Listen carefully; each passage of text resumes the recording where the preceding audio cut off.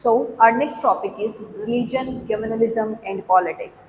That what is the religion and what is communalism and how the religion is affecting the politics in India. Religion, the division based on religious differences is often expressed in the field of politics. India में वो सारे divisions जो religion पे based हैं उनको India की politics में कई बार बहुत बार जो है एक्सप्रेस किया जाता है. In India there are followers of different religions. India में बहुत अलग अलग तरीके की जो रिलीजन्स हैं वो एग्जिस्ट करते हैं और उन सारे रिलीजन्स के जो है अलग अलग फॉलोवर्स होते हैं. People should be able to express in politics their needs, interests and demands as a member of a religious community. जो अलग अलग रिलीजन्स के लोग हैं उनके पास इतनी फ्रीडम होनी चाहिए या उनके पास इतनी अथॉरिटी होनी चाहिए कि वो पॉलिटिक्स में अपने रिलीजन से रिलेटेड उनकी जो नीड्स हैं, उनके रिलीजन से रिलेटेड जो उनके इंटरेस्ट हैं या उनके रिलीजन से रिलेटेड जो उनकी डिमांड है उनको वो जो है अपनी पॉलिटिक्स में एक्सप्रेस कर सके. सो इतनी एक रिलीजियस कम्युनिटी के पास क्या होनी चाहिए, फ्रीडम होनी चाहिए. Communalism. Now what is the meaning of the communalism? The use of religion in politics is called communal politics. जब religion को politics में use किया जाता है तो उसको हम क्या बोलते हैं, communal politics बोलते हैं. Firstly, what is the meaning of communalism? Communalism का मतलब होता है जब एक religion जो है, कोई भी एक majority religion किसी country का base बन जाता है या society का base बन जाता है, उस country में सब कुछ उस religion के हिसाब से होता है. It is known as communalism. Now what is the meaning of communal politics? जब उसी religion को politics में use किया जाए तो उसको क्या बोलते हैं, उसको हम बोलते हैं communal politics.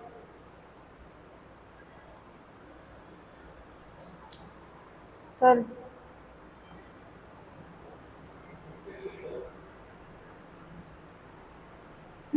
When beliefs of one religion are presented as superior to those of other religions, जब किसी एक रिलीजन के बिलीव्स, जब किसी एक रिलीजन के वैल्यूज़ को सुपीरियर समझा जाए और दूसरे रिलीजन्स की जो वैल्यूज़ हैं, दूसरे रिलीजन्स के जो बिलीव्स हैं उनको कम समझा जाए, उसको भी हम क्या बोलते हैं, कम्युनल पॉलिटिक्स बोलते हैं. When the demands of one religious groups are formed in opposition to another, जब किसी एक रिलीजियस ग्रुप की डिमांड को फॉर्म किया जाए और उसको अपोजिशन किया जाए किसी दूसरे रिलीजियस ग्रुप्स की डिमांड का, एक रिलीजियस ग्रुप्स की डिमांड्स को आप पूरी तरह से फुलफिल कर रहे हो और दूसरे रिलीजियस ग्रुप्स की डिमांड को ना ही आप फुलफिल कर रहे हो ना उनको सुन रहे हो. When state power is used to establish the domination of one religious group over the rest, जब स्टेट की पावर यानी गवर्नमेंट जो है अपनी पावर को यूज़ करे किस चीज़ को एस्टेब्लिश करने के लिए, एक रिलीजन के डोमिनेशन को एस्टेब्लिश करने के लिए दूसरे रिलीजन्स के ऊपर, इस पूरे की पूरी सारी चीज़ को हम क्या बोलते हैं, कम्युनल पॉलिटिक्स.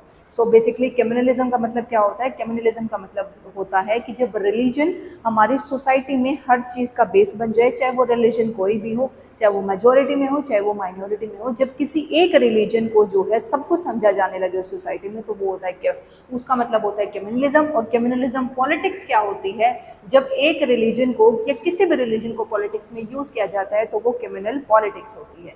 जब एक रिलीजन के बिलीफ्स को प्रेजेंट किया जाता है और कि ये रिलीजन के बिलीफ जो हैं वो सुपीरियर हैं, बाकी रिलीजन्स के बिलीफ इन्फीरियर हैं, वो भी कम्युनल पॉलिटिक्स होती है. जब एक रिलीजियस ग्रुप्स की डिमांड को पूरा किया जाता है, दूसरे रिलीजियस ग्रुप्स की डिमांड के ऊपर ध्यान भी नहीं दिया जाता, it is also known as communal politics.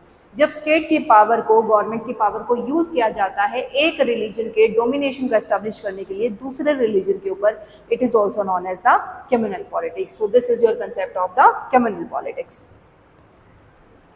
Communalism can take various forms in politics as mentioned below. अब बात करते हैं कि कैसे कम्युनलिज्म पॉलिटिक्स से रिलेटेड होता है.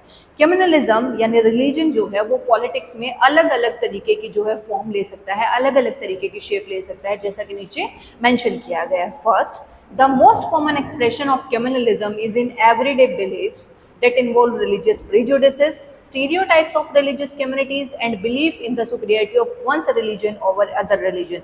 सबसे पहला जो सबसे कॉमन एक्सप्रेशन होता है रिलीजन को यूज़ किया जाता है जब कम्युनल पॉलिटिक्स में, वो होता है हमारा एवरीडे के बिलीफ्स में. हम मतलब डेली लाइफ में हमारी में बहुत एवरीडे मतलब ऐसे कुछ ना कुछ हमारे दिमाग में बिलीफ होते हैं, ऐसे कुछ ना कुछ हमारे दिमाग में स्टीरियोटाइप्स या प्रेजुडिस होते हैं किसी रिलीजन के रिगार्डिंग, जो हमारी डेली लाइफ में हम यूज़ करते हैं और वो पॉलिटिक्स को अफेक्ट करते हैं. Example, it is just only example. कि हमारे दिमाग में की बिलीफ है कि जो जितने भी जो टेररिस्ट होते हैं वो मुस्लिम्स होते हैं। मुस्लिम्स जो हैं वो ज़्यादातर ऑर्थोडॉक्स होते हैं, they are the conservatives. Muslims जो होते हैं वो बहुत ही ज़्यादा कट्टर होते हैं। तो इस तरीके के जो बिलीफ्स हैं, एवरीडे के जो बिलीफ्स हैं, ये हमारी पॉलिटिक्स को अफेक्ट करते हैं। तो सबसे जो कॉमनली एक्सप्रेस किया जाता है वो किया जाता है कम्युनलिज्म को हमारे डेली के बिलीफ्स में। हम अपने रिलीजन को सुपीरियर समझते हैं कि हमारे रिलीजन में तो सारे लोग अच्छे हैं, मुस्लिम्स में तो सारे लोग ऐसे हैं। तो these are the known as the everyday beliefs. और इन डेली के जो हमारे बिलीफ्स होते हैं इनमें इन्वॉल्व होते हैं रिलीजियस प्रीजुडिस। किसी धर्म के बारे में प्रीजुडिस का मतलब है पहले से ही कोई मतलब अपना व्यू पॉइंट बना लेना कि ये रिलीजन ऐसा होता है, चाहे वो रियलिटी में ऐसा होता है या नहीं होता। स्टीरियोटाइप्स ऑफ रिलीजियस कम्युनिटीज, किसी भी कम्युनिटी के बारे में कोई स्टीरियोटाइप बनाना कि हाँ जितने भी टेररिस्ट होते हैं वो सारे मुस्लिम्स होते हैं, it is a kind of stereotypes regarding a particular religious communities and belief in the superiority of one's religion over other religion. और ये बिलीव करना कि जो हमारा रिलीजन है वो सुपीरियर है, जबकि जो दूसरे रिलीजन से ज़्यादा सुपीरियर क्या है, हमारा खुद का रिलीजन है। तो पहला तरीका होता है एवरीडे बिलीफ के हिसाब से जो है रिलीजन को पॉलिटिक्स में यूज़ करना। Second is the political dominance. A communal mind often leads to a quest for political dominance of one's own religious community। एक communal mind वाला बंदा या एक वो बंदा जिसके माइंड में communalism जैसे थिंकिंग होती है, वो बंदा ये सोचता है या वो इंसान ये सोचता है कि मेरे रिलीजन की या मेरे रिलीजियस कम्युनिटी का डोमिनेंस होना चाहिए बाकी सारे रिलीजन्स पे, पूरी की पूरी कंट्री पे, कि मेरा रिलीजन जो है वो सुपीरियर है, बाकी रिलीजन्स इन्फीरियर हैं। मेरे रिलीजन के रिगार्डिंग जो है सारी चीज़ें पूरी होनी चाहिए, उनको जो है दबा के रखना चाहिए। तो एक कम्युनल माइंड वाला जो इंसान होता है वो क्या चाहता है कि मेरे रिलीजन का पॉलिटिकल डोमिनेंस होना चाहिए कंट्री में। Third, political mobilization on religious line involves the use of sacred symbols, religious leaders, emotional appeal and plain fear in order to bring the followers of one religion together in the political arena। Third जो है, जो religion को politics में use किया जाता है वो use किया जाता है पॉलिटिकल मोबिलाइजेशन के थ्रू, पॉलिटिकल मोबिलाइजेशन के थ्रू। और वो पॉलिटिकल मोबिलाइजेशन किया जाता है रिलीजियस लाइंस पे, not on the particular political lines, but ये पॉलिटिकल मोबिलाइजेशन किस चीज़ पे किया जाता है, रिलीजियस लाइंस पे। और जब पॉलिटिकल मोबिलाइजेशन रिलीजियस लाइंस पे किया जाता है तो उसमें बहुत सारी चीज़ें यूज़ करते हैं, जैसे कि सेक्रेड सिंबल्स का यूज़ करना। सेक्रेड सिंबल्स जैसे कि हमारे हिंदू धर्म में जो सेक्रेड सिंबल है वो ओम का साइन है, स्वास्तिक का साइन है। अगर हम क्रिश्चियंस की बात करें तो उनके में सेक्रेड सिंबल्स जो है वो क्रॉस का साइन है। इन चीज़ों को यूज़ किया जाता है। रिलीजियस लीडर्स को यूज़ किया जाता है, इमोशनल अपील की जाती है और लोगों को डराया जाता है ताकि उन एक रिलीजन के सारे लोगों को एक साथ पॉलिटिकल अरीना में लेके आया जा सके। तो थर्ड पॉइंट जो है वो ये कह रहा है कि लोगों का पॉलिटिकल मोबिलाइजेशन किया जाता है, और वो मोबिलाइजेशन किया जाता है रिलीजियस लाइंस पे, जैसे कि सेक्रेड सिंबल्स यूज़ किए जाते हैं, रिलीजियस लीडर्स को यूज़ किया जाता है। बहुत बार हमने देखा है कि किसी एक धर्म जो गुरु होते हैं उन धर्म गुरुओं को यूज़ किया जा रहा है कि आप लोगों को बोलो कि हमारी पॉलिटिकल पार्टी को फॉलो करें, इस लीडर को फॉलो करें, उस पॉलिटिकल लीडर को फॉलो करें। इन सारी चीज़ों को यूज़ किया जाता है, उन लोगों को डराया जाता है, प्लेन फियर उनको दिया जाता है कि अगर तुम ऐसा नहीं करोगे, तुम अपने ही धर्म के लीडर्स को नहीं फॉलो करोगे, तुम अपनी ही धर्म की पार्टी को नहीं फॉलो करोगे तो तुम्हारे साथ ये हो जाएगा। तो इस तरीके की चीज़ों को जो है यूज़ किया जाता है सारे के सारे एक धर्म के सारे लोगों को पॉलिटिकल एरिना में या किसी एक पर्टिकुलर पॉलिटिकल पार्टी या पॉलिटिकल लीडर के सपोर्ट में लाने के लिए। This is known as the political mobilization और religious lines. Fourth, sometimes communalism takes its ugly form of communal violence, riots and massacre. सबसे कई बार जो है वो कम्युनलिज्म अपनी सबसे गंदी, सबसे जो अगली फॉर्म होती है वो लेता है, और वो अगली फॉर्म कौन सी होती है, that is communal violence, riots and massacre. Communal violence मतलब धर्म के नाम पे जो दंगे होते हैं, धर्म के नाम पे जो रियोट्स होते हैं, धर्म के नाम पे जो मास किलिंग्स की जाती हैं। India and Pakistan suffered some of the worst communal riots at the time of the partition. और सबसे अच्छा एग्जांपल है हमारे पास कम्युनल वायलेंस का या कम्युनल रियोट्स का है, वो है इंडिया और पाकिस्तान ने बहुत सफ़र किया है। जब हमारी इंडिपेंडेंस हुई थी, पाकिस्तान साइड्स पे हिंदूज़ को मारा गया था, इंडिया साइड्स पे जो है मुस्लिम्स को मारा गया था। तो it is one of the best example of the communal violence. So ये 4 तरीके हैं कि किस तरीके से जो है पॉलिटिक्स में रिलीजन को अलग अलग फॉर्म दी जाती है, किस तरीके से पॉलिटिक्स में रिलीजन को यूज़ किया जाता है। सबसे पहले हम रिलीजन को जो है कम्युनलिज्म को फील करते हैं अपनी एवरीडे लाइफ में, जहाँ हमारे दिमाग में कुछ एक बिलीव्स होते हैं, कुछ एक स्टीरियोटाइप्स होते हैं regarding the other religions. Second, एक कम्युनल माइंड जो है वो हमेशा ये चाहता है कि मेरा पॉलिटिकल डोमिनेंस, मेरी रिलीजियस कम्युनिटी का पॉलिटिकल डोमिनेंस जो है एस्टेब्लिश होना चाहिए कंट्री में। तीसरा, पॉलिटिकल मोबिलाइजेशन किया जाता है लोगों का पॉलिटिकल लाइन्स पे, रिलीजियस लाइन्स पे, और उस रिलीजियस लाइन्स में जो सेक्रेड सिंबल्स हैं, जो आपके रिलीजियस लीडर्स हैं, जो आपकी इमोशनल अपील है, फियर है, इन सारी चीज़ों को यूज़ किया जाता है एक रिलीजन के लोगों को किसी एक पर्टिकुलर पॉलिटिकल पार्टी या पॉलिटिकल लीडर के सपोर्ट में लाने के लिए। और सबसे लास्ट में जो कम्युनलिज्म है उसकी सबसे जो अगली फॉर्म होती है वो होती है कम्युनल वायलेंस करना, कम्युनल मैसेकर करना। उसका बेस्ट एग्जांपल हमारे पास क्या है, इंडिया और पाकिस्तान की पार्टीशन के टाइम पे जो सबसे ज़्यादा हिंदू मुस्लिम रिवॉल्ट्स हुए थे। Let's move to the next slide. Secular state. What is the meaning of secular state? Basically secular state का मतलब होता है एक ऐसा स्टेट जिसका कोई पर्टिकुलर ऑफिशियल रिलीजन नहीं होता। उस स्टेट में हर रिलीजन के लोग रहते हैं, हर रिलीजन के लोगों के पास फ्रीडम होती है। कोई भी एक रिलीजन जो है ऑफिशियली उस स्टेट का रिलीजन नहीं होता। Let's talk about the secular state. India is a secular state. Some of the features of the Indian secular states are, India जो है वो एक सेक्युलर स्टेट है। हमारे कॉन्स्टिट्यूशन में पर्टिकुलरली मेंशन किया गया है yes that India is a secular state, it is not a particular state for any kind of religion. Secular state के कुछ एक फीचर्स जो हैं वो ये हैं। First, there is no official religion in the Indian state. एक जो सेक्युलर स्टेट होता है उसका कोई भी ऑफिशियल रिलीजन नहीं होता। जैसे कि इंडियन स्टेट है, इंडियन स्टेट का कोई भी ऑफिशियल रिलीजन नहीं है। एग्जाम्पल के लिए जो बुद्धिज़्म है वो ऑफिशियल रिलीजन है श्रीलंका का, जो मुस्लिम है वो ऑफिशियल रिलीजन है आपके पाकिस्तान का। तो सिमिलरली जैसे इन देशों का अपना एक पर्टिकुलर रिलीजन है, इस तरीके से इंडिया का कोई ऑफिशियल रिलीजन नहीं है, और ये आपका फर्स्ट फीचर है सेक्युलर स्टेट का। Second, the constitution provides to all individuals and communities the freedom to profess, practice and propagate any religion और नॉट टू फॉलो एनी। हमारे कॉन्स्टिट्यूशन में ये फ्रीडम दी गई है कि हर इंडिविजुअल के पास फ्रीडम है कि वो चाहे तो वो किसी भी रिलीजन को, उसके पास फ्रीडम है कि वो किसी भी रिलीजन को प्रोफेस कर सकता है, प्रैक्टिस कर सकता है और प्रोपागेट कर सकता है। और अगर वो नहीं चाहता तो वो हो सकता है कि वो किसी भी रिलीजन को ना भी फॉलो करे। तो हमारा कॉन्स्टिट्यूशन क्या फ्रीडम देता है? हमारा कॉन्स्टिट्यूशन हमें रिलीजियस फ्रीडम देता है। और रिलीजियस फ्रीडम क्या है कि हर इंडिविजुअल के पास ये फ्रीडम है कि वो किसी भी रिलीजन को फॉलो कर सकता है। प्रोफेस यानी फॉलो करना, प्रोफेस यानी अडॉप्ट करना, प्रैक्टिस यानी उस चीज़ को रेगुलरली फॉलो करना, और प्रोपागेट यानी उसका और ज़्यादा प्रचार करना, आगे उसको और ज़्यादा फैलाने में हेल्प करना। तो हमारा कॉन्स्टिट्यूशन हमें ये फ्रीडम देता है कि हम किसी भी रिलीजन को प्रोफेस कर सकते हैं, प्रैक्टिस कर सकते हैं और प्रोपागेट कर सकते हैं। एंड अगर हम किसी भी रिलीजन को फॉलो नहीं करना चाहे तो हम ना भी करें, ये भी कंप्लीट फ्रीडम हर इंडिविजुअल के पास जो है इंडिया में है। Third feature of the secular state, the constitution prohibits discrimination on grounds of religion. हमारा कॉन्स्टिट्यूशन जो है वो किसी भी तरीके का डिस्क्रिमिनेशन अलाउ नहीं करता किसी इंडिविजुअल के साथ। किस बेसिस पे? रिलीजन के बेसिस पे। हमारा कॉन्स्टिट्यूशन जो है वो ये कहता है कि किसी भी इंडिविजुअल के साथ किसी भी तरीके का कोई भी डिस्क्रिमिनेशन नहीं किया जाना चाहिए, उसको रिलीजन को बेस बना के, उसके रिलीजन को बेस बना के, कि इस इंडिविजुअल के साथ इसका रिलीजन ये है, इसके साथ तुम्हें किसी भी तरीके का कोई उसके रिलीजियस लाइन्स पे डिस्क्रिमिनेशन नहीं करना है। Fourth, the Constitution allows the state to intervene in matters of religion in order to ensure equality within religious communities. वैसे हमारा जो स्टेट है या हमारा जो कंट्री है वो हमारे रिलीजियस मैटर्स में इंटरवीन नहीं करता, लेकिन एक पॉइंट ऑफ टाइम पे आके जो कॉन्स्टिट्यूशन है वो अलाउ करता है हमारे स्टेट को कि वो इंटरवीन कर सकता है रिलीजियस मैटर्स में। कहाँ पे? जहाँ पे उसको ये मतलब ज़रूरी हो जाए उसके लिए कि मेरे इंटरवीन करने के बिना इस रिलीजियस कम्युनिटी में इक्वालिटी एस्टेब्लिश नहीं हो सकती, वहाँ पे एक स्टेट जो है इंटरवीन कर सकता है। Example, it bans untouchability. जब इंडियन गवर्नमेंट को ये फील हुआ कि हिंदुइज्म में अगर मैं इंटरवीन नहीं करूं, अगर हिंदू रिलीजन में अगर मैं इंटरवीन नहीं करूं तो इस रिलीजियस कम्युनिटी में इक्वालिटी एस्टैब्लिश नहीं हो सकती, वहाँ पे स्टेट ने इंटरवीन किया है और वहाँ पे हमारे कॉन्स्टिट्यूशन में अनटचेबिलिटी जो कि हिंदू रिलीजन में बहुत ज़्यादा प्रिवेलेंट थी उसको एबॉलिश कर दिया गया।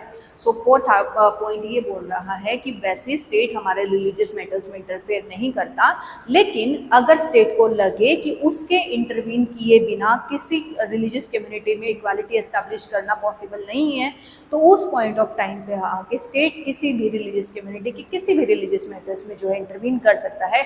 एग्जाम्पल के लिए इंडियन कॉन्स्टिट्यूशन इंडियन कॉन्स्टिट्यूशन में अनटचेबिलिटी को एबॉलिश किया गया, जो किस में प्रिवेलेंट थी, हिंदू रिलीजन में। So these are the features of the secular state. Secular state के चार, इंडिया जो है एक सेक्युलर स्टेट है और सेक्युलर स्टेट के चार फीचर्स है। पहला, सेक्युलर स्टेट का कोई ऑफिशियल रिलीजन नहीं होता। दूसरा, जो सेक्युलर स्टेट होता है वहाँ पे हर इंडिविजुअल के पास फ्रीडम होती है कि वो किसी भी रिलीजन को प्रोफेस कर सकता है, प्रैक्टिस कर सकता है और प्रोपगेट कर सकता है। थर्ड, एक जो सेक्युलर स्टेट होता है वहाँ पे हर इंडिविजुअल के पास ये फ्रीडम होती है कि वो अपने जो कॉन्स्टिट्यूशन होता है उसके साथ किसी भी तरीके का डिस्क्रिमिनेशन नहीं किया जाना चाहिए किसी इंडिविजुअल के साथ रिलीजियस लाइंस पे। और फोर्थ पॉइंट है जो वो ये कहता है कि जो स्टेट है वो वहाँ पे किसी रिलीजियस मैटर्स में इंटरवीन कर सकता है जहाँ पे उसके इंटरवेंशन जो है उस रिलीजियस कम्युनिटी में इक्वालिटी एस्टैब्लिश करने के लिए नेसेसरी है। So our next topic is caste and politics. इस टॉपिक से पहले हमने दो टॉपिक्स के बारे में पढ़ा, जेंडर एंड रिलीजन, और कैसे जेंडर और रिलीजन को जो है पॉलिटिक्स के साथ लिंक किया गया, पॉलिटिक्स में उन चीज़ों को यूज़ किया गया। जब जेंडर और पॉलिटिक्स वो दोनों आपस में लिंक हुए तो उसके रिजल्ट जो है हमारे सामने मोस्टली जो है वो पॉजिटिव थे। जैसे जब जेंडर को पॉलिटिक्स के साथ लिंक किया गया, जब जेंडर को एक्सप्रेस किया गया पॉलिटिक्स में, तो वुमेन्स का जो रोल है पॉलिटिकल लाइफ में, सोशल लाइफ में, वो ज़्यादा इंक्रीज हुआ है। वुमेन्स के जो राइट्स हैं वो उनको और ज़्यादा मिले हैं as compare to the earlier times. लेकिन जब रिलीजन को पॉलिटिक्स के साथ लिंक किया गया है, अगर हम कम्युनल पॉलिटिक्स की बात करें, तो उसके रिजल्ट जो हैं हमारे पास ऑलमोस्ट जो है उसका नेगेटिव एस्पेक्ट है या नेगेटिव रिजल्ट्स हैं। नेगेटिव, अगर रिलीजन को जब पॉलिटिक्स के साथ लिंक किया जाए तो हमारे सामने मेजोरिटेरियन का डोमिनेंस आया, हमारे सामने कुछ प्रीजुडिश या स्टीरियोटाइप्स आए हमारे दिमाग में किसी पर्टिकुलर कम्युनिटी के रिगार्डिंग। हमने देखा कि भाई जब उसके साथ लिंक किया, रिलीजन को पॉलिटिक्स के साथ लिंक किया जाता है तो कम्युनल वायलेंस या कम्युनल मासेकर हमारे सामने आता है। तो एक एस्पेक्ट जो जेंडर को जो पॉलिटिक्स के साथ लिंक किया गया वो हमारे पास पॉजिटिव था, एक एस्पेक्ट जब रिलीजन को पॉलिटिक्स के साथ लिंक किया गया वो हमारे पास नेगेटिव एस्पेक्ट था। लेकिन caste and politics both have some positive and some negative aspect. लेकिन जब कास्ट को पॉलिटिक्स के साथ लिंक किया जाएगा या कास्ट को पॉलिटिकली एक्सप्रेस किया जाएगा तो इसके कुछ पॉजिटिव इम्पैक्ट्स भी होंगे और कुछ नेगेटिव इम्पैक्ट्स भी होंगे। लेट्स लुक एट देम, इनकी बात करते हैं। Caste inequalities. What are the caste inequalities? In most societies, occupations are passed on from one generation to another. बहुत सारी सोसाइटीज़ में हमने ये देखा है कि occupations जो हैं वो एक जनरेशन से दूसरे जनरेशन को पास ऑन किए जाते हैं। एग्जाम्पल के लिए अर्लियर टाइम्स में जैसे जो टीचिंग्स है वो माना जाता था कि ब्राह्मण का काम होता है, ब्राह्मण जो है टीचिंग करवाते हैं, तो उनकी एक जनरेशन, फिर सेकंड जनरेशन, फिर थर्ड जनरेशन, और इस तरह आगे आगे ये जो है उनका एक ऑक्यूपेशन को ट्रांसफ़र किया जा रहा था एक जनरेशन से दूसरी जनरेशन पे। इसी तरह जो क्षत्रियास है माना जाता था कि उनकी ड्यूटी है लोगों की सिक्योरिटी करना, लोगों की प्रोटेक्शन करना, और उनका वही ऑक्यूपेशन एक जनरेशन से आगे वाली जनरेशन में मूव कर रहा था। और फिर इसके बाद जैसे कि जो हमारे शूद्रास थे, शूद्रास को माना जाता था कि वो आउटकास्ट पीपल हैं, वो मतलब काइंड ऑफ वो अनटचेबल्स हैं। तो वही हमारा जो व्यू पॉइंट था, वही हमारे दिमाग में जो स्टीरियोटाइप था वही आगे आगे जनरेशन्स में मूव होता गया।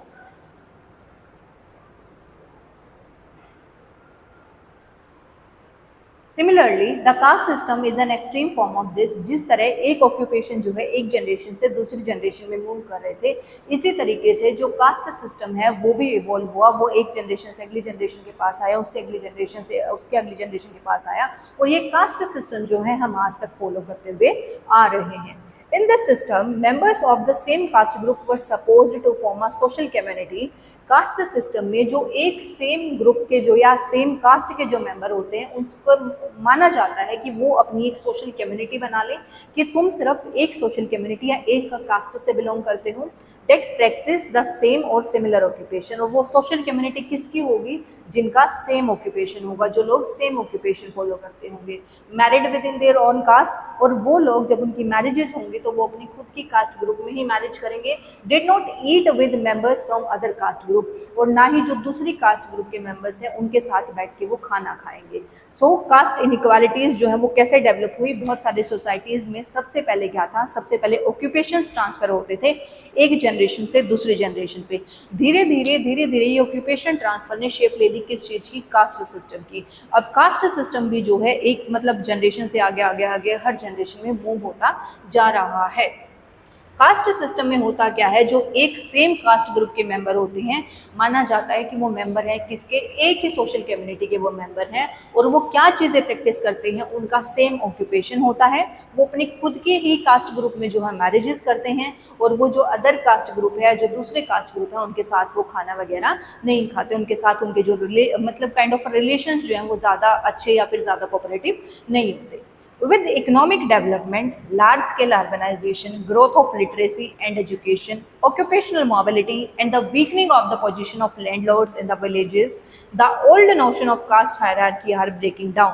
लेकिन धीरे धीरे जैसे ये कास्ट सिस्टम स्टार्टिंग में कम था, फिर बहुत ज़्यादा बढ़ गया, अब तक बढ़ गया, लेकिन धीरे धीरे क्या हुआ, इकोनॉमिक डेवलपमेंट हुई, धीरे धीरे लार्ज स्केल अर्बनाइजेशन हुआ। अर्बनाइजेशन का मतलब जब गाँव के लोग जाके शहरों में शिफ्ट हो जाते हैं उसको हम अर्बनाइजेशन बोलते हैं। ज़्यादा जैसे अर्बनाइजेशन हुआ, growth of literacy and education, education का जो लेवल बढ़ा, लिटरेसी रेट बढ़ा लोगों में। ऑक्यूपेशनल मोबिलिटी हुई, ऑक्यूपेशनल मोबिलिटी का मतलब होता है जब एक ऑक्यूपेशन के लोग जो हैं वो दूसरे ऑक्यूपेशन में जाने लग जाए, यानी ऑक्यूपेशंस जो हैं वो शिफ्ट होने लग जाए। And the weakening of the position of the landlords, villages में जो लैंडलॉर्ड्स की पोजीशन जो है वो कमज़ोर हुई। जो पिछले पहले वाले नोशंस थे कास्ट हायरार्की की, कास्ट की हायरार्की ब्राह्मण, क्षत्रिय, वैश्य, शूद्र, ये जो कास्ट की हायरार्की थी ये थोड़े से कमज़ोर हुई। इन सारी चीज़ों से क्या हुआ, जो कास्ट हायरार्की थी या कास्ट सिस्टम था उसमें थोड़ा सा ब्रेक डाउन हुआ है पहले के कंपैरिजन में। आज के टाइम पे वो थोड़ा सा जो है कह सकते हो फ्लेक्सिबल हुआ है। कौन से फैक्टर्स थे जिन्होंने कास्ट को आज के टाइम में जो कास्ट सिस्टम है उसको फ्लेक्सिबल करने में हेल्प की? Economic development, large scale urbanization, growth of literacy and education, occupational mobility, weakening of the position of landlords. इन सारे फैक्टर्स ने हेल्प की जो कास्ट हायरार्की थी या फिर जो कास्ट सिस्टम था उसको थोड़ा सा कम करने में या उसको थोड़ा सा ज़्यादा फ्लेक्सिबल करने में।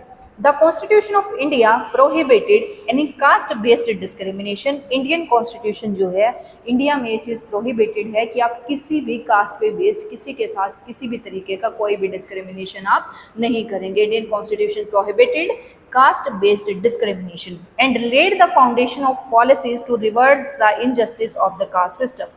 और हमारे कॉन्स्टिट्यूशन में ऐसे पॉलिसीज़ दी गई हैं जिससे जो कास्ट सिस्टम था उसके बेसिस पे जो इनजस्टिस हुआ है लोगों के साथ उसको ख़त्म किया जाए। यानी हमारे कॉन्स्टिट्यूशन में पहली चीज़ ये कही गई कि आप किसी भी कास्ट पे बेस्ड किसी के साथ कोई डिस्क्रिमिनेशन नहीं करेंगे। सेकेंडली हमारे कॉन्स्टिट्यूशन में जो है अनटचेबिलिटी को एबॉलिश किया गया ताकि जो लोअर सेक्शंस थे सोसाइटी के यानी जो शूद्र थे उनको भी जो है इनजस्टिस उनके साथ ख़त्म किया जाए और उनको भी बाकी लोगों के जैसे इक्वल राइट्स मिल सकें। सो this is the meaning of caste inequalities and how these caste inequalities are reducing in the present times. Let's move to the next slide. Caste in politics. Caste को कैसे रिप्रेजेंटेशन मिलता है politics में या how caste can be represented in the politics.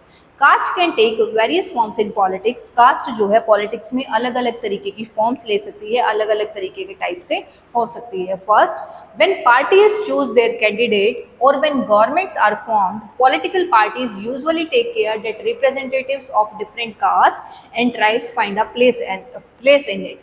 जब party अपने candidate choose करती हैं इलेक्शन के लिए या जब पार्टी जो है गवर्नमेंट्स जो है फॉर्म की जाती हैं तो पॉलिटिकल पार्टीज जो है यूजुअली इस चीज़ का ध्यान रखती हैं कि जो हर कास्ट को हर ट्राइब को जो है गवर्नमेंट में पॉलिटिकल पार्टीज में कैंडिडेट्स में रिप्रेजेंटेशन मिले। तो पहला तरीका है किस तरीके से कास्ट को रिप्रेजेंट किया जाता है पॉलिटिक्स में।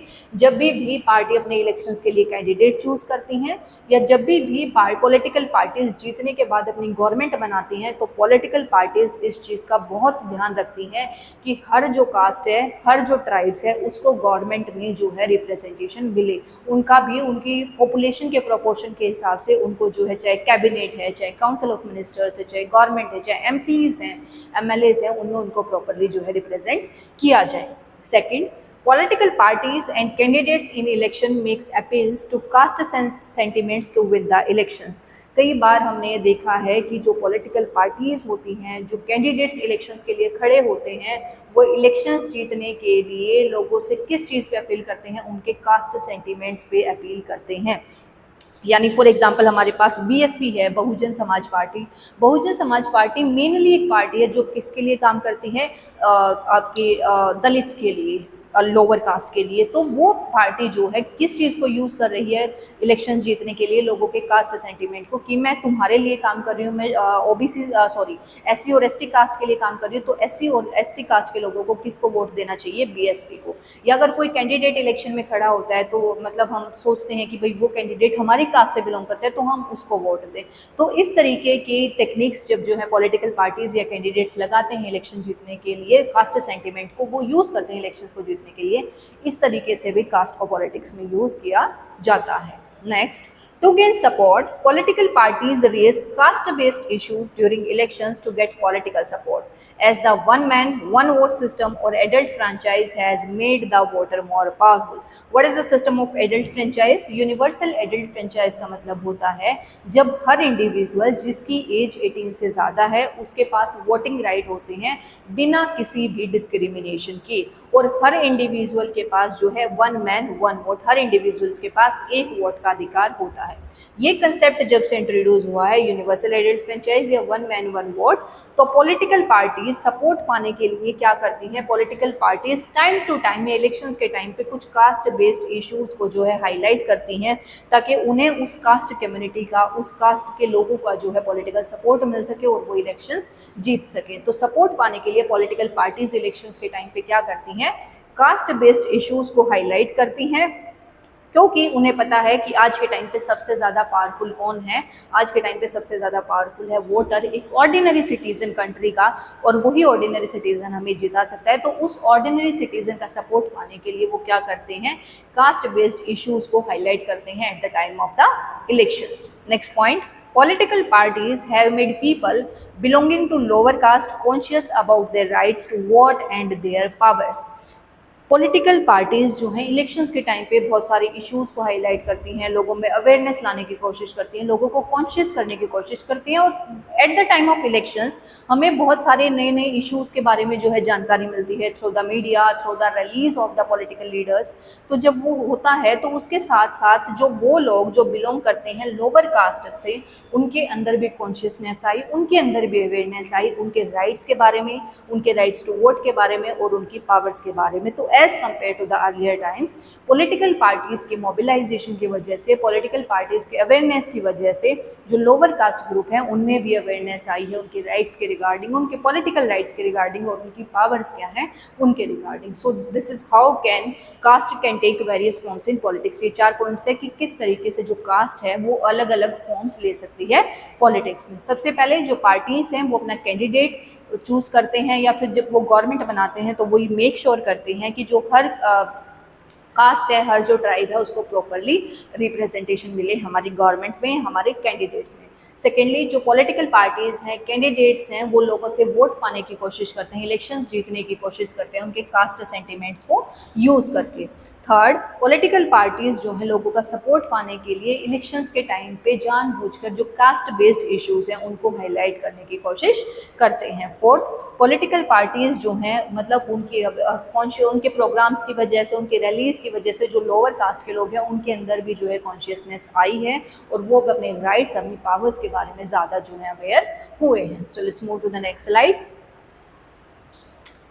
During elections caste matters but it is not everything. हमने पढ़ा कि इलेक्शंस के टाइम पे इंडिया में कास्ट जो है वो बहुत ज़्यादा मैटर करती है, लेकिन क्या सिर्फ एक कास्ट ही ऐसा फैक्टर है जो पूरे के पूरे इलेक्शंस रिजल्ट को डिटरमाइन करता है? नहीं, during the election caste matter करती है, नो डाउट इन दिस, लेकिन सिर्फ कास्ट ही मैटर करती है, सिर्फ वही सब कुछ है, ये ट्रू नहीं है। There are many other factors that impact the elections. Caste के अलावा इंडिया में बहुत सारे ऐसे फैक्टर्स हैं जो इलेक्शंस को इम्पेक्ट करते हैं या जो इलेक्शन रिजल्ट्स को इम्पेक्ट करते हैं। People's assessment of the performance of the government, लोग असेस करते हैं कि इन 5 सालों में गवर्नमेंट की परफॉर्मेंस कैसी रही है। And the popularity rating of the leaders are considered during elections, और जो लीडर हमारे सामने अभी खड़ा है उसकी पॉपुलैरिटी क्या है, उसकी रेटिंग कैसी है, ये भी वो सारी चीज़ें हैं जो लोग ध्यान में रखते हैं इलेक्शंस के time. Just have a look at the below points, नीचे वाले पॉइंट्स को देखते हैं। First, candidates and parties need to win the confidence of more than one caste and community to win the elections. अगर कोई candidate या अगर कोई पार्टी इलेक्शंस जीतना चाहती हैं तो वो किसी एक कास्ट के बेसिस पे इलेक्शन नहीं जीत सकती कि मैं इस कास्ट को सपोर्ट कर रहा हूँ तो मैं इलेक्शन जीत जाऊँगा, नहीं। उसे इलेक्शन जीतने के लिए एक कास्ट से ज़्यादा या एक कम्युनिटी से ज़्यादा लोगों का सपोर्ट उसके पास होना चाहिए। सिर्फ अकेली कोई कास्ट या अकेली कम्युनिटी किसी भी पॉलिटिकल पार्टी को इलेक्शंस नहीं जितवा सकती। Second, no party wins the votes of all the voters of a caste और कम्युनिटी। ऐसी कोई भी पॉलिटिकल पार्टी नहीं है जो एक कास्ट या एक कम्युनिटी के सारे लोगों की वोट जो है उसको मिल जाए। हो सकता है कि भाई मतलब एक कास्ट के जो लोग हैं वो किसी पॉलिटिकल पार्टी को ज़्यादा सपोर्ट करते हो, लेकिन ये नहीं होता कि एक कास्ट के बिल्कुल हर इंडिविजुअल जो किसी एक पॉलिटिकल पार्टी को सपोर्ट कर रहा है। No party wins the votes of all the voters of a caste और कम्युनिटी। कोई भी पार्टी एक ही कास्ट और एक ही कम्युनिटी के सभी वोटर्स के वोट जो है नहीं जीत सकती। Some constituencies have more than one candidate from their caste, and while many constituencies have no candidate from their caste. कुछ जो कॉन्स्टिट्यूएंसीज होती हैं वहाँ पे एक ही कास्ट के एक से ज़्यादा कैंडिडेट हो जाते हैं, और कई कॉन्स्टिट्यूएंसीज ऐसी होती हैं जहाँ पे उस कास्ट से रिलेटेड कोई भी कैंडिडेट नहीं खड़ा। एग्जाम्पल के लिए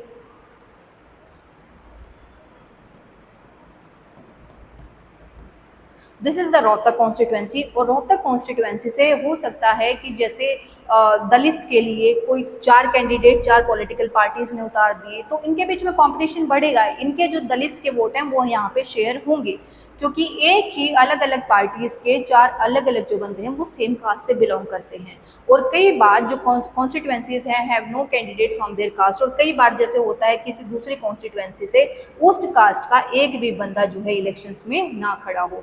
तो some constituencies have more than one candidate from their caste. किसी कॉन्स्टिट्यूएंसी में उसी कास्ट से बिलोंग करते हुए बहुत सारे कैंडिडेट होते हैं। While many constituency have no candidate from their caste, और जबकि कुछ कॉन्स्टिट्यूएंसीज में उस कास्ट से बिलोंग रिलेटेड कोई भी जो कैंडिडेट नहीं होता है। Next, the ruling party and the sitting MP और MLA keep changing wherever fresh elections took place. बहुत बार हमने देखा है कि जो रूलिंग पार्टी है या वो MP और MLA जो पहले पावर में थे वो बदलते रहते हैं जब भी इलेक्शन होता है। तो अगर कास्ट पे बेस्ड जो पॉलिटिक्स सिर्फ चल रही होती या सिर्फ कास्ट जो है मैटर कर रही होती, तो वो MPs वो MLAs जो कास्ट के बेस पे पावर जीत के इलेक्शन गवर्नमेंट में बैठे हैं, या वो पॉलिटिकल पार्टीज जो गवर्नमेंट रन कर रही है किसी एक कास्ट के बेसिस पे इलेक्शंस लड़के, वो दोबारा चेंज नहीं होते। तो ये भी एक एग्जांपल है कि इंडिया में सिर्फ कास्ट इलेक्शंस में मैटर नहीं करती, कास्ट के अलावा बहुत सारे ऐसे फैक्टर्स होते हैं जो इलेक्शंस को इम्पैक्ट करते हैं। Let's move to the next slide. Politics in caste. पहले हमने पढ़ा कि किस तरीके से कास्ट जो है वो पॉलिटिक्स को अफेक्ट करती है। अब हम पढ़ेंगे किस तरीके से जो पॉलिटिक्स है वो कास्ट को अफेक्ट करती है। Politics also influence the caste system and caste identities by bringing them into the political arena. Politics जो है वो भी कास्ट सिस्टम को इन्फ्लुएंस करती है, वो भी कास्ट कम्युनिटीज़ या कास्ट ग्रुप को जो है इन्फ्लुएंस करती है।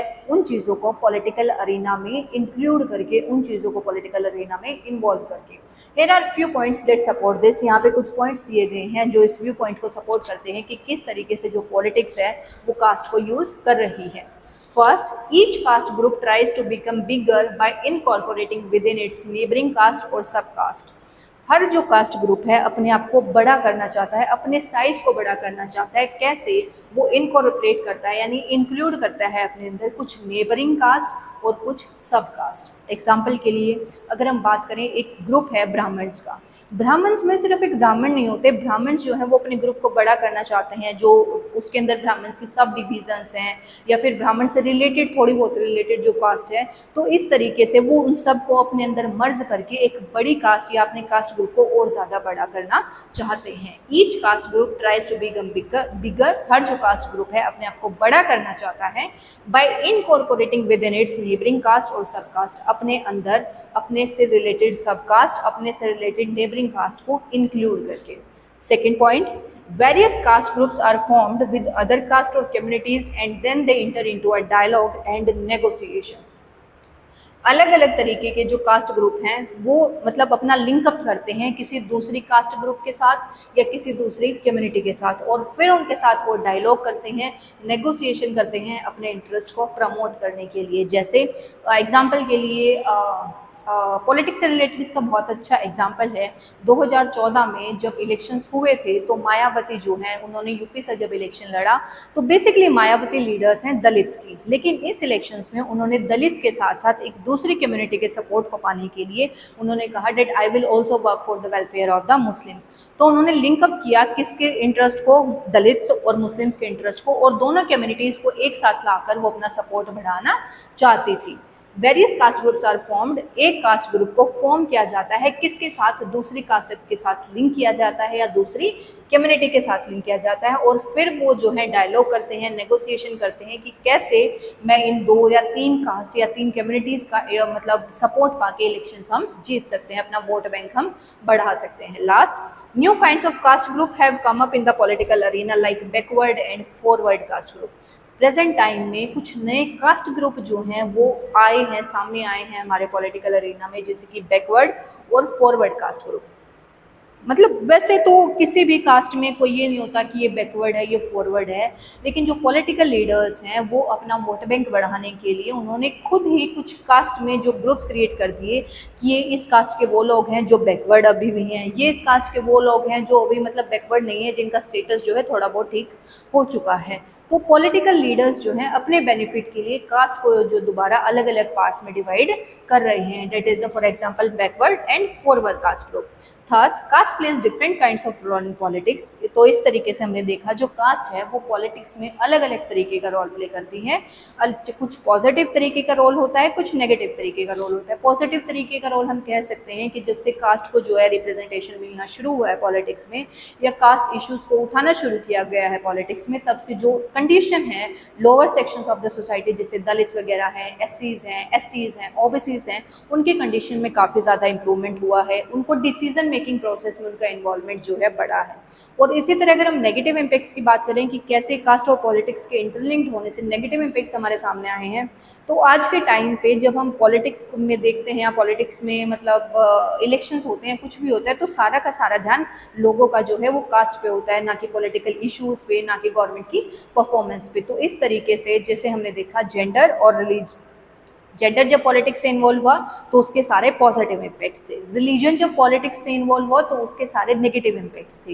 लेकिन जब कास्ट पॉलिटिक्स के साथ इंटरलिंक्ड होती हैं तो हमारे सामने कुछ पॉजिटिव इम्पैक्ट्स होते हैं, कुछ नेगेटिव इम्पैक्ट्स होते हैं। In some cases caste division leads to tension, conflict and even violence. कुछ पॉजिटिव इम्पैक्ट थे और कुछ केसेस में जो कास्ट डिवीजन है इनकी